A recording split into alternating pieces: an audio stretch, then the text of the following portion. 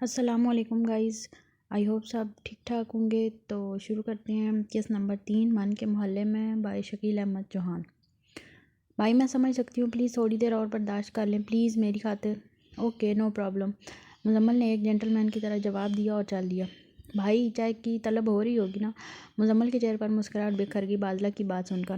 بھائی رسمیں شروع ہونے والی ہیں، جلدی آ جائے گا، بادلہ نے پیچھے سے آواز لگائی۔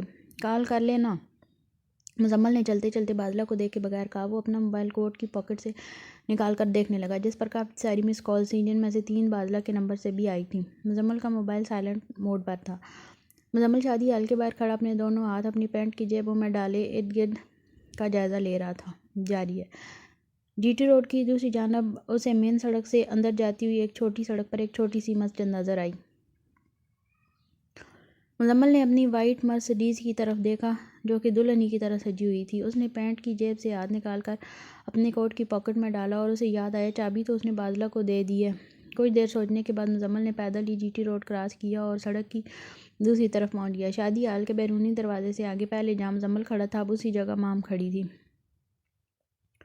سڑک کی دوسری طرف مین جی ٹی روڈ پر صرف سرامکس کی بند پڑی فیکٹری اور ایم گرلز ہائی اسکول تھا۔ گرلز ہائی اسکول، مزمل نے سائن بورڈ پر لکھے ہوئے الفاظ منہ میں حیرت سے دہرائے۔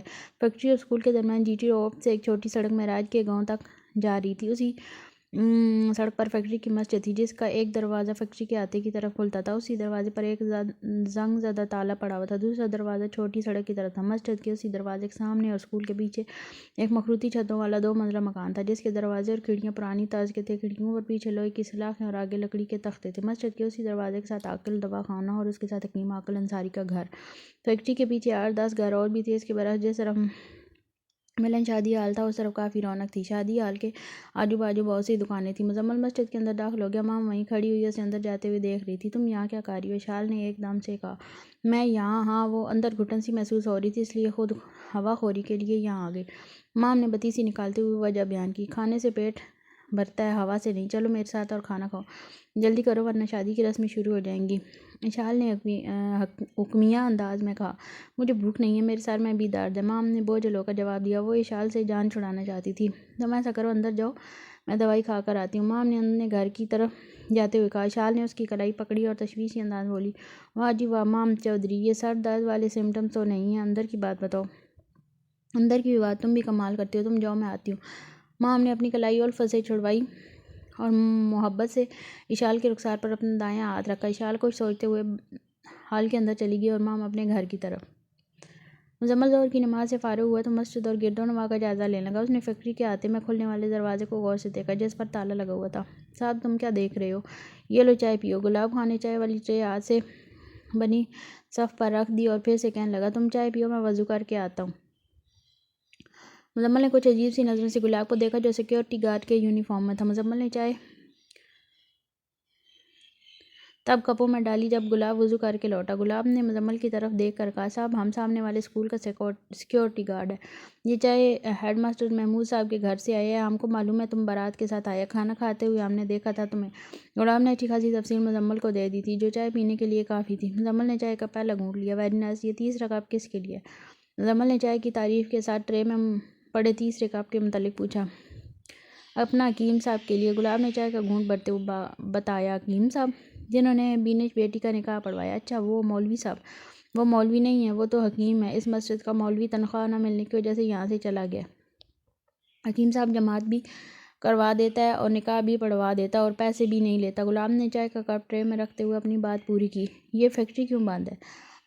مزمل نے چائے کا آخری گھونٹ پیتے ہوئے سوال کیا۔ سیٹھ کے مرنے کے بعد اس کے بچوں نے فیکٹری چلانے کے بجائے جائیداد کی تقسیم پر جھگڑا شروع کر دیا۔ اس فیکٹری کا عدالت میں کیس چل رہا ہے، میں پہلے اس فیکٹری میں سیکیورٹی گارڈ تھا صاحب۔ اذان کا وقت ہو گیا، گلاب نے اٹھتے ہوئے کہا۔ پھر وہ مسجد کے اندر چلا گیا اور اذان پڑھنا شروع کر دی۔ اذان کے دوران یقین صاحب مسجد میں داخل ہوئے اور مزمل کی طرف دیکھا۔ 2 پیس پہنے ہوئے گوری رنگت والا ایک نوجوان صف پر بیٹھا تھا۔ اذان کے تھوڑی دیر بعد گلاب باہر صحن میں آیا۔ حکیم صاحب اندر یا باہر؟ گلاب نے حکیم صاحب سے پوچھا۔ باہر ہی ٹھیک ہے، کیوں مزمل صاحب؟ بیگ صاحب گلاب یہیں مصلی لے آؤ۔ حکیم صاحب نے دسمبر کی دھوپ کی قدر کی۔ آپ میرا نام کیسے جانتے ہیں؟ مزمل نے حیرانی سے پوچھا۔ بیگ صاحب بڑے آدمی سے پہلے اس کا چرچا پہنچ جاتا ہے، آپ باسط کے سیٹ ہو، 2 فیکٹریوں کے مالک ہیں، ماڈل ٹاؤن لاہور میں رہتے ہیں۔ حکیم صاحب جماعت کا وقت ہو گیا، مہتاب نے اقامت کی اور حکیم صاحب نے جماعت کروائی۔ 3 افراد نے بعد جماعت نماز ادا کی۔ غلام نے دعا مانگی اور مسجد سے جاتے ہوئے کہا، حکیم صاحب تمہارا چائے تھرمس میں ہے، یاد سے پی لینا۔ حکیم صاحب کے چائے پینے کے دوران مزمل سے باتوں میں مشغول رہے۔ مزمل نے باتوں کے دوران اپنا موبائل دیکھا جس پر بادلہ کی کافی ساری مس کال تھی۔ مجھے اجازت دیں۔ مزمل نے حکیم صاحب سے اجازت لی اور بادلہ کو رنگ بیک کیا۔ وہ بات کرتے کرتے مسجد سے نکلے۔ جب وہ مسجد کی سیڑھیاں اتر رہا تھا اس کی نظر سامنے والے گھر کی دوسری منزل پر پڑی۔ مام چودھری لوہے کی سلاخوں کے پیچھے کھڑکی میں کھڑی ہوئی اسے ہی دیکھ رہی تھی۔ دونوں کی نظروں نے لمحہ میں صدیوں کا سفر طے کر لیا تھا۔ مام کھڑکی سے پیچھے ہٹ گئی اور مزمل شادی حال کی طرف بڑھ گیا۔ صرف ایک نظر ان دونوں نے ایک دوسرے کو دیکھا تھا۔ یہ مام کام مار گئی ہے، اشال ایڑیاں اٹھا اٹھا کر ادھر ادھر دیکھ رہی تھی۔ اس نے مام کو کال بھی کی تھی جس کا کوئی فائدہ نہیں ہوا، وہ اس لیے کہ مام کا موبائل اس کی چھوٹی بہن مومنہ کے پاس تھا۔ دلہن کی سہیلیوں نے باسط کا گھٹنا ایک چنری سے باندھا ہوا تھا۔ سب رسموں میں ستارہ اور شمائل پیش تھیں۔ مزمل حال میں داخل ہوا۔ بادلہ نے دیکھا تو وہ مزمل کی طرف لپکی۔ مزمل بھائی، یہ رسمیں تو ہمیں کنگال کر دیں گی۔ بادلہ نے جلدی سے اپنا دکھڑا سنا دیا۔ ان کی لیڈر کون ہے؟ مزمل نے بادلہ کے کان میں ہولے سے پوچھا۔ بادلہ نے شمائل کی طرف اشارہ کرتے ہوئے بتایا، جس نے ریڈ چولی پہنی ہے اور سر پر جوڑا بنایا ہے۔ کمینی اور دودھ پلائی کی طرح 10 پر ہی راضی مت ہو جانا، اس بار پورے 20,000 لینے ہیں۔ شمائل نے اپنا ارادہ بتایا۔ مزمل لڑکیوں کی طرف چل پڑا۔ سب لڑکیاں شور مچا رہی تھیں۔ 20,000 20,000 مزمل نے ہولے سے چلتے چلتے شمائل کے کان کے پاس آ کر کہا، حسن کی ملکہ روپے مانگتی ہوئی اچھی نہیں لگتی۔ شمائل نے سنا تو اس کا چہرہ سرخ گلاب کی طرح خوشی سے لال ہو گیا۔ تعریف کا جادو سر چڑھ کر بولے۔ شمائل کو بار بار مزمل کے الفاظ سنائی دے رہے تھے۔ تعریفی جملے نے چہرے پر تو اثر کیا ہی تھا، ساتھ ساتھ شمائل کی زبان بھی بند کر دی تھی۔ اب اس کی آنکھیں مزمل پر ہی مرکوز تھیں اور وہ زبان کا کام آنکھوں سے ہی لے رہی تھی۔ یہ بالکل ایسے ہی تھا جیسے میدان جنگ میں دشمن فوج کی رانی کو قتل کر دیا جائے۔ اب مزمل باسط کے پاس کھڑا تھا۔ اس نے سب لڑکیوں کی طرف ایک نظر ڈالی، پھر مسکراتے ہوئے کہنے لگا، دیکھیں جی، جس طرح خوشبو کی جگہ بدبو نہیں لے سکتی، اخلاق کی جگہ بد اخلاقی نہیں ہو سکتی، بالکل اسی طرح محبت کی جگہ دولت کبھی نہیں لے سکتی۔ آپ لوگوں نے باسط کو محبت سے خرید لیا ہے۔ اس کی بارات کو آپ لوگوں نے اتنا پیار دیا ہے کہ اس بارات کے ساتھ آیا ہوا عرفان اس الفت کو ساری زندگی یاد رکھے گا۔ آپ کے خلوص، آپ کی محبت اور مہمان نوازی کی قیمت تو ادا نہیں کی جا سکتی۔ ہم تو آپ کی محبتوں کا قرض اتار نہیں سکتے۔ کیوں مس، میں نے ٹھیک کہا نا؟ مزمل نے انگلی کے اشارے سے تقریر کی۔ آخر میں شمائل کو ایک بار پھر مخاطب کیا۔ شمائل پر دوسری ضرب لگی۔ رانی کے غرور پر تعریف کے تلوار نے خیالوں کی وادی میں ہمیشہ ہمیشہ کے لیے موت کی نیند سلا دیا تھا۔ جی جی، آپ سرخ چولی والی۔ مزمل نے مبالغہ بھی دور کر دیا۔ مام بھی حال میں دبے پاؤں آن پہنچی۔ وہ آ کر اشال کے بغل میں کھڑی ہو گئی تھی۔ شمائل گمسم آگے بڑھی اور اپنی سہیلیوں کو پیچھے ہٹاتے ہوئے باسط کے قدموں کے پاس بیٹھی، پھر وہ چنری کھول کر کھڑی ہو گئی۔ شمائل نے چنری مزمل کو ایسے پیش کی جیسے ہتھیار ڈالے جاتے ہیں۔ چنری دیتے ہوئے شمائل نے جان بوجھ کر مزمل کے ہاتھ کو مس کیا۔ دونوں کے ہاتھوں کے اوپر چنری تھی، اس لیے کسی کو دیکھنے کا تو سوال ہی پیدا نہیں ہوتا تھا۔ البتہ شمائل کا یہ یو ٹرن سب نے دیکھا بھی اور نوٹ بھی کیا۔ الو کی پٹی، ستارہ نے دانت پیستے ہوئے منہ میں کہا، شدائن نہ ہو تو۔ ایک کونے سے دلہن کی سہیلی بولی۔ اشال نے اس سین سے نظر ہٹائی تو اپنی بغل میں مام کو پایا۔ اس نے ساری کہانی پر تبصرہ کرنے کی بجائے خالی اس سین پر اپنی رائے دی۔ تیری ہونے والی نند کو تو میری ریلیٹر نے کلین بولڈ کر دیا۔ اشال کو پورے جملے میں صرف مام کی تیری ہونے والی نند یاد رہا۔ مام محبت کے معراج کا راستہ چھوڑ کر معراج کے گاؤں کی طرف جانے والے راستے پر کھڑی تھی، جس کی منزل شمائل کا بڑا بھائی چودھری شمون تھا۔ رخصتی کا وقت آن پہنچا۔ بینش نے خوشی کے ساتھ باسط کے حق میں فیصلہ دیا تھا۔ اب وہ اپنے پیا کے گھر جا رہی تھی۔ اس دوران مغرب کی نماز کا وقت ہو گیا۔ مزمل نے بادلہ کو بتایا کہ وہ حال ہی میں نماز والی جگہ پر نماز پڑھ کر آتا ہے۔ جب وہ نماز پڑھ کر لوٹ رہا تھا، اسی لمحے مام اپنی سہیلی اشال کی کلائی تھامے واش روم سے لوٹ رہی تھی۔ وہ جلدی سے جلدی رخصتی والی جگہ پر پہنچنا چاہتی تھی۔ کوریڈور سے گزرتے ہوئے اس کی ٹکر مزمل سے ہوگی۔ مام آگے تھی اور اشال پیچھے۔ مام زمین پر گر جاتی اگر مزمل کے مضبوط بازو سے تھام نہ لیتے۔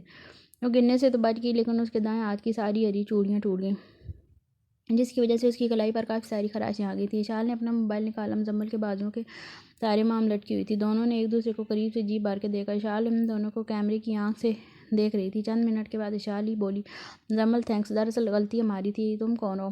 پہلے بھی تم نے مجھے ایسے بلایا تھا جیسے جانتی ہو۔ جانتی تو ہوں، وہ بھی بچپن سے۔ خیر چھوڑو وہ باتیں۔ میں اشال انصاری، یہ میری دوست مام چودھری۔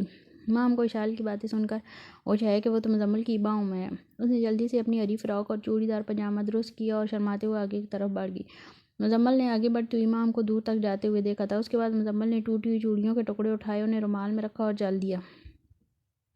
وہ نظر نہیں آ رہا، شمائل نے گردن اٹھا کر ادھر ادھر دیکھتے ہوئے کہا۔ جس نے تمہارا فیوز اڑایا تھا؟ ستارہ نے شرارتی انداز سے پوچھا۔ ہاں ہاں وہی، شمائل نے بے تاب ہو کر جواب دیا۔ نظر تو مجھے بھی نہیں آ رہا۔ ارے وہ رہا۔ ارے یہ کیا ہاتھ میں تسبیح، ستارہ نے معصومیت سے کہا۔ اب تو اس نے کوٹ کی جیب میں ڈال لی ہے۔ کرکٹ میچ کی کمنٹری چھوڑو اور دلہن کی کار کی طرف چلو، وہ اسی طرف ہی جا رہا ہے۔ دلہن کی نہیں، اس کی خود کی کار ہے، شمائل نے سنجیدگی سے اطلاع دی۔ ہاں ہاں، خود کی کار کی طرف ہی جا رہا ہے، اب تم یہاں سے تو چلو۔ دولہا دلہن گاڑی میں بیٹھ چکے تھے۔ بلقیس بی بی اپنے بیٹے اور بہو کے ساتھ پچھلی سیٹ پر بیٹھی تھی۔ مزمل بیگ کا دوسرا ڈرائیور حنیف سفید مرسڈیز ملن شادی ہال کے سامنے ہی لے آیا تھا۔ بادلہ اور حنیف باہر کھڑے ہوئے مزمل کا انتظار کر رہے تھے۔ جیسے ہی مزمل آیا، حنیف نے دروازہ کھولا۔ مزمل کار میں بیٹھنے لگا، اسی سمت اس کو سیڑھیوں سے اوپر شادی ہال کے مین دروازے سے کچھ آگے مام کھڑی ہوئی نظر آئی۔ مام کا بایاں ہاتھ اس کی دائیں کلائی پر تھا، جس پر چند خراشی آئی تھی۔ مام کی بھوری بلی جیسی آنکھیں اداس تھیں، اس کے برعکس شمائل کی آنکھوں میں چمک تھی۔ اشال نے ایک نظر مام کو دیکھا، پھر شمائل پر نظر ڈالی اور آخر میں کار ڈرائیو کرتے ہوئے مزمل کو دیکھا۔ کار اشال کے پاس سے گزر کر گئی تھی۔